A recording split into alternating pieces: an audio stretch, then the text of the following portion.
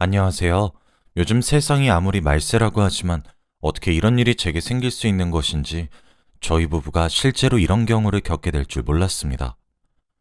저는 올해 60이 되는 여자입니다. 남편과 결혼한 지 올해로 딱 35년이 되었죠. 제 나이 25살에 저보다 5살 많은 남편에게 시집을 왔습니다. 저는 제 아버지의 지인분의 소개로 남편을 만나게 되었는데 실상 선을 보고 3개월도 채 지나지 않아 결혼을 하게 되었어요. 지난 날을 돌이켜보면 저희 부부는 참 운이 좋았던 것 같습니다. 지금은 그래도 나름 떵떵거리고 살 정도로 재력을 가질 수 있었지만 당시 저희 부부는 양가 모두 정말 가난했었거든요. 저희 집은 제가 외동딸이었고 남편은 위로 형이 하나 있었는데 아주버님께서 어렸을 때부터 심장이 너무 좋지 않아 커다란 수술을 여러 번 했다고 하더라고요. 그래서 집안의 재산이 아주버님네 병원비로 다 들어갔죠. 그래서 저희 양가는 다 고만고만했습니다.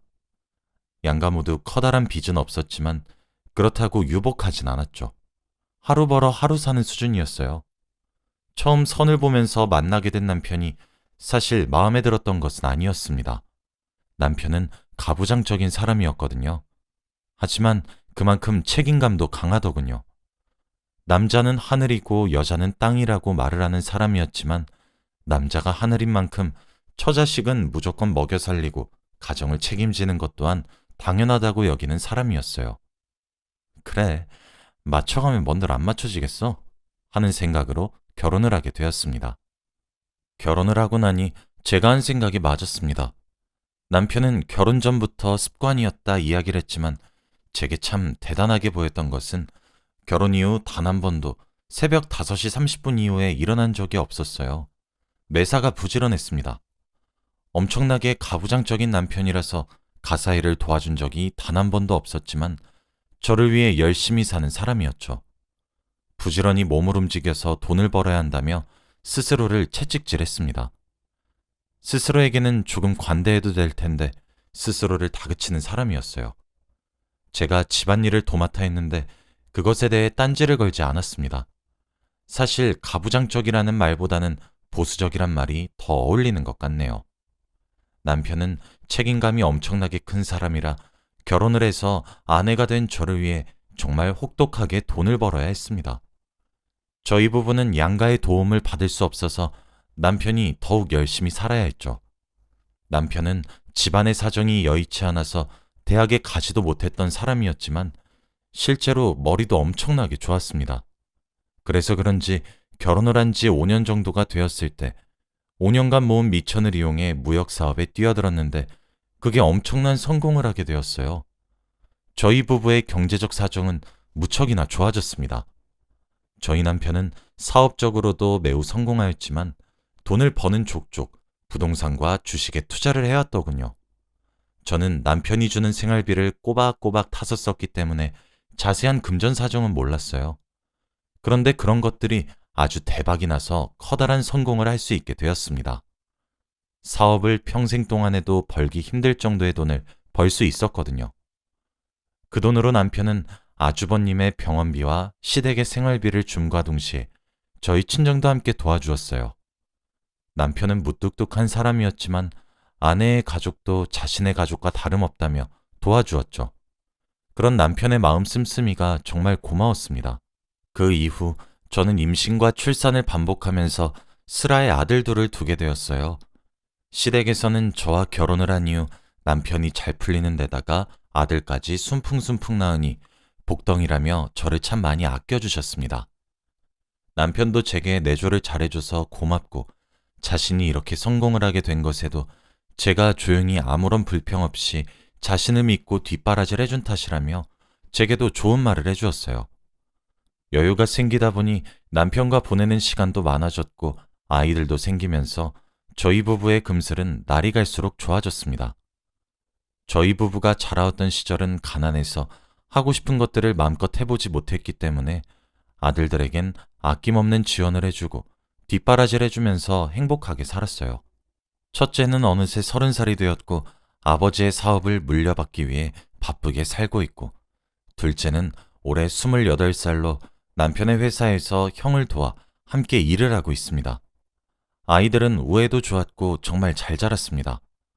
부유한 집안을 과시하지 않고 저희 부부가 교육을 잘 시켜서 금전적인 개념도 잘 가지고 있었죠. 저희가 절약과 검소함을 정말 강조했었거든요. 남편은 엄하지만 존경스러운 아버지로, 저는 다정하고 자애로운 어머니로서 아이들을 정말 잘 키워냈어요. 그러던 어느 날 첫째가 결혼하고 싶단 여자가 생겼다고 하더군요. 마냥 첫째가 제 눈에는 어린아이로 보여 더 데리고 살다 보내고 싶었지만 아이의 독립을 저는 찬성했습니다. 첫째가 보여주겠다 데려온 여자친구는 참하게 생겼더군요. 집으로 초대해 주셔서 감사하다며 제게 꽃다발을 내미는 것을 보니 가정교육도 잘 받았구나 싶었습니다. 그 아이는 성년 이후 다른 지역으로 취업을 하는 바람에 혼자 살기 시작했고 첫째 아들을 만나게 되었다고 했죠. 곱게 자라 순진한 아들에게 생활력도 강하고 사회생활 또한 이해해주는 며느리를 원했기 때문에 좋은 아이구나 싶었습니다. 잘 어울리기도 했거든요. 그런데 이상할 정도로 정이 안 가더군요. 제 앞에서 애교도 잘 부리고 어머님 어머님 하며 잘 따르려 노력도 했거든요. 기분 탓이겠거니 하며 여겼고 둘 사이가 점점 깊어지고 사랑이 무르익는 눈치길래 상견례까지 했습니다. 예비 사돈댁이 될 어른들도 만나 뵈었는데 참 점잖으시더라고요. 저런 부모님 밑에서 큰 며느리라면 괜찮겠다고 마음을 놓으려고 했습니다. 저는 며느리를 보는 조건에 돈이나 집안을 보지 않았어요. 저는 딱 하나만 봤습니다. 바로 며느리의 성품. 그거 하나만 바랐어요. 저와 남편이 자수성가로 성공을 이끌 수 있었던 것은 저도 남편도 서로를 믿었기 때문이었죠. 저는 부부란 자고로 어려운 일이 닥쳤을 때 둘 다 힘을 내서 으쌰으쌰 헤쳐나가는 것이 인지상정이라 생각하거든요. 남편은 싹싹한 며느리를 반기는 눈치였습니다. 그래서 제가 조금 뚱하게 행동하는 것을 보고 의아해했죠. 남편은 제 촉이 그런 거냐며 재차 물었고 저는 잘 모르겠다며 대답으로 일관했었는데 사돈댁이 괜찮은 것을 보고 아무 일도 아니겠지 하고 말았어요. 상견례를 보내고 난 뒤 저는 마음으로 며느리를 받아들여야겠다고 마음을 먹었습니다. 괜히 제가 시집살이를 하는 듯한 뉘앙스를 풍기고 싶지 않았고 아들이 사랑하는 여자인 아이를 저도 아껴주고 싶었거든요. 그런데 상견례 끝나고 한 달 정도 지나 예비 며느리가 된 아이가 계단에서 크게 굴러 다리뼈에 금이 갔다고 하더라고요. 날짜를 잡니 많이 하는 순간이었는데 통깁스하게 되어 정말 걱정이 많이 되었습니다. 가사도우미에게 부탁해 뼈에 좋다는 곰국을 아주 푹 끓였어요. 그리고 얼마나 크게 다친 건지 너무 걱정도 되어 아들과 함께 며느리네 집으로 찾아갔습니다. 가뜩이나 혼자 살고 있으니까 걱정이 더 되기 시작했죠. 아들에게 미리 며느리 보고 간다고 말을 전해라 얘기를 해놨는데 일하느라 바빠서 깜빡 잊었다고 하더라고요. 그래도 아직 식도 올리지 않았는데 제가 며느리가 혼자 살고 있는 집에 방문하면 많이 어려워하고 부담을 느낄까 싶어 아들 편에 곰국만 올려보내고 저는 차에서 기다리려고 했습니다. 그런데 며느리가 제가 차에 있다는 이야기를 아들로부터 들은 것인지 차라도 한 잔 대접하겠다고 모셔오라고 했다며 아들이 저를 다시 데리러 왔더군요. 미안한 마음 반, 걱정스러운 마음 반. 그렇게 며느리가 혼자 지내고 있는 집에 방문을 했습니다.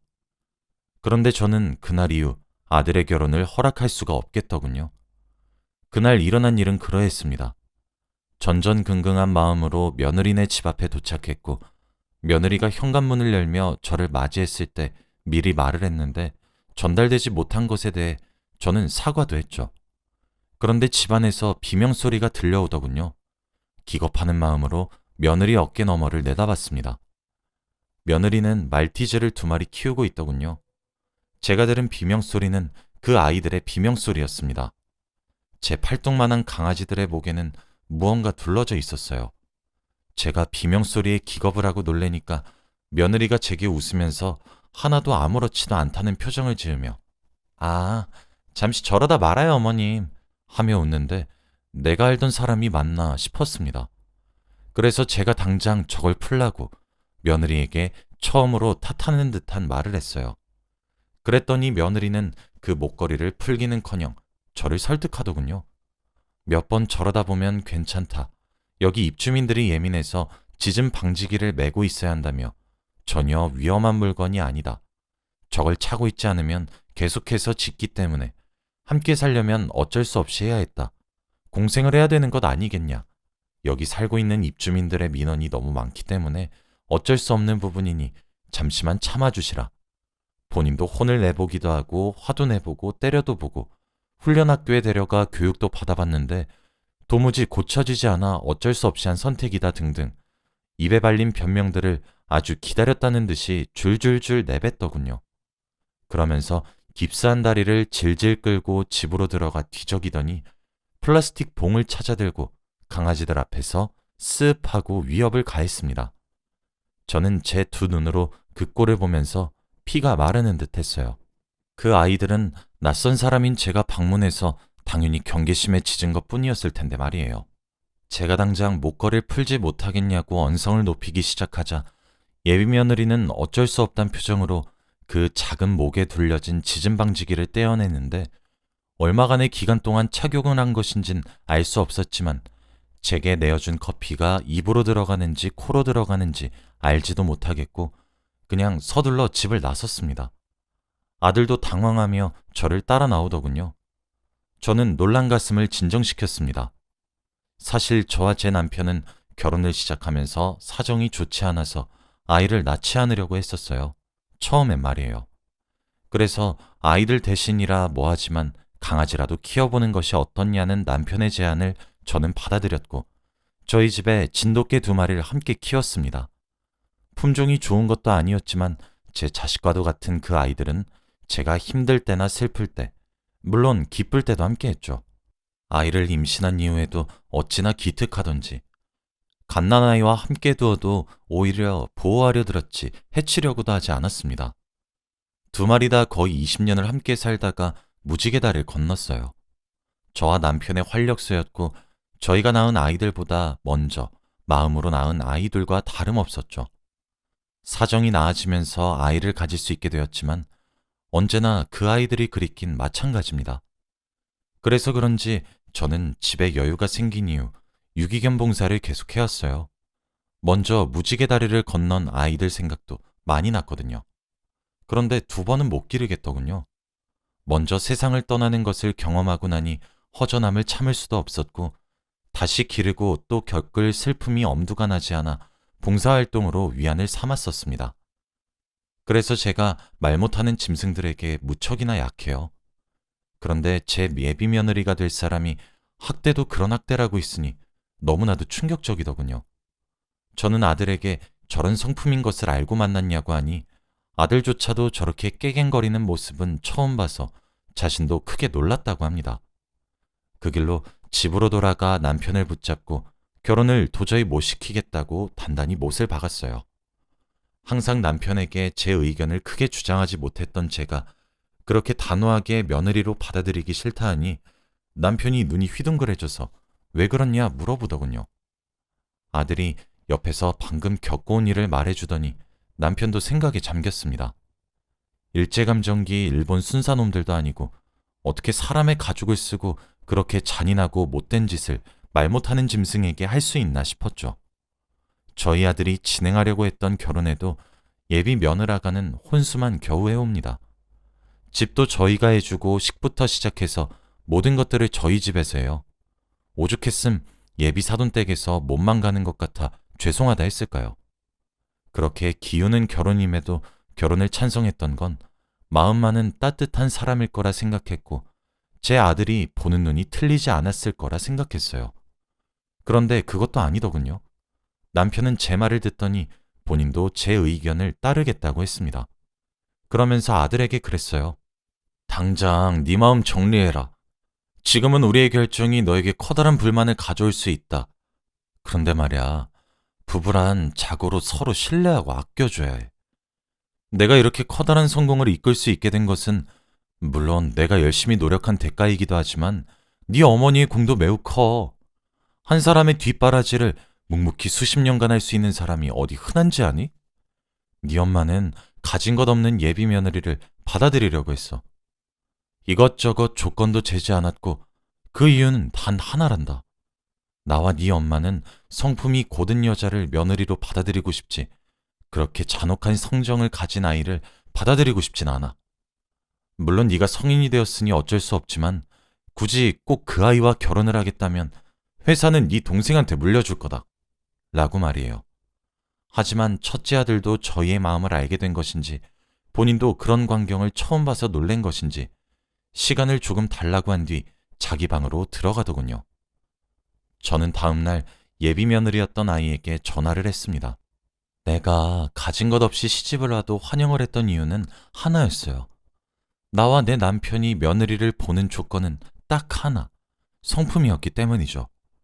내가 젊어서 고생했는데도 남편을 존중하는 이유는 내 남편이 보수적인 면은 있어도 성품이 올곧은 사람이고 책임감이 강한 사람이기 때문입니다. 우리가 이렇게 나름대로의 부유함을 누리고 살 수 있을 때까지 얼마나 많은 고비가 있었는지 아나요? 그 모든 역경과 고난을 겪으려면 배우자의 성품이 가장 중요해요. 그래서 성품, 그거 딱 하나 봅니다. 아무리 내 배 아파 낳은 자식이어도 내 눈에 차지 않을 때가 종종 있어요. 그렇게 사랑하는 내 아들도 완벽한 아이가 아니라서 남의 자식이 이렇니 저렇니 따질 입장은 되지도 않는다고 생각하며 살아왔습니다. 그런데 아무리 생각해도 어제 그 아이들이 질렀던 비명소리가 잊혀지지 않아요. 이 결혼은 다시 생각해 주었으며요. 어제 남편과 충분히 상의도 했고 아들도 생각을 해본다고 했으니 둘이서 잘 끝내길 바랍니다. 말 못하는 짐승이어도 감정이 있고 생각이 있어요. 미안한데 결혼은 없던 일로 하기로 해요. 라고 말이에요. 일방적으로 전화를 하고 제 할 말만 하고 전화를 뚝 끊었습니다. 그 이후로 며칠은 그 아이가 직접 집으로 찾아오더군요. 억울하다고 말을 하면서요. 합법적으로 인터넷에서 판매를 하는 물품이고 사랑하고 있는 아이들인데 자기가 어떻게 했어야 했냐고 울면서 제게 따졌어요. 그 광경을 목격한 아들의 손에 끌려 나갔습니다. 그리고 사돈댁이 되었을 뻔한 집에서도 전화가 오기도 했어요. 딸 자식이 실수를 한 것 같으니 한 번만 봐달라고 제게 얘기를 하시더군요. 참 마음이 무거웠습니다. 그래도 저와 제 남편이 완강히 거절하고 그렇게 첫째 아이의 결혼은 무산이 되었죠. 그런데 그렇게 결혼이 무산이 되고 나니 며느리가 되었을지도 모르는 그 아이가 제게 장문의 문자를 보내왔습니다. 그렇게 살지 말라고 사람을 가지고 노는 것도 한계가 있는 거라고 하더군요. 사랑을 표현하는 방식과 함께 사는 방식이 여러 가지가 있듯이 자신의 가족인 강아지들을 우리만의 방식으로 사랑하고 함께 사는 건데 그게 뭐가 죄가 된다고 사람을 이렇게 비참하게 만드는 거냐고 돈 좀 있다고 유세 떨고 위선 떨지 말라고 하더군요. 자신을 이런 취급하고 나서 얼마나 떵떵거리고 사는지 지켜보겠다며 평생토록 저를 저주하겠다는 말을 퍼붓는 장문의 문자였습니다. 하나를 보면 열을 알 수 있다더니 본인보다 약한 짐승을 그렇게 학대할 때 천성이 못된 아이일 거라 생각은 했는데 이 정도로 인성이 더러울 줄은 전혀 몰랐어요. 문자를 받고 제가 손을 떨자 남편도 그 문자를 확인했습니다. 당연히 노발대발 화를 냈고 첫째 아이에게도 보여주었죠. 아들은 그 문자를 확인하고 제대로 마음이 떠난 것 같더군요. 정말 밑바닥까지 보게 되어 다행이긴 하지만 참 씁쓸하기도 하네요. 남편은 집안에 여자가 잘못 들어오면 풍비박산이 나는데 제가 그걸 잘 막았다고 위로를 건네지만 마음 같지가 않습니다. 첫째 아들은 이 상처가 조금 오래 갈 것 같아요. 그래도 어찌나 착한지 미안하다고 사과를 건네는 제게 자신이 여자 보는 눈이 너무 낮았던 것을 제가 왜 사과를 하냐 편을 들어주기만 해서 고맙기만 합니다. 제 이야기는 끝이에요. 참 없이 살 적에는 잃을 게 없어서 그런지 좋은 성품을 가진 사람들을 잘 찾아낼 수 있었는데 가진 재산이 생겨버리니 가식인지 진심인지 구별할 방법을 잘 모르겠습니다. 그래도 어떻게든 잘 헤쳐나가야겠죠. 여기 있는 여러분들도 며느리 또는 사위를 들이실 때 참 잘 보셔야 할 것 같다는 생각이 드네요. 이만 제 긴 이야기를 마치겠습니다. 들어주셔서 감사합니다.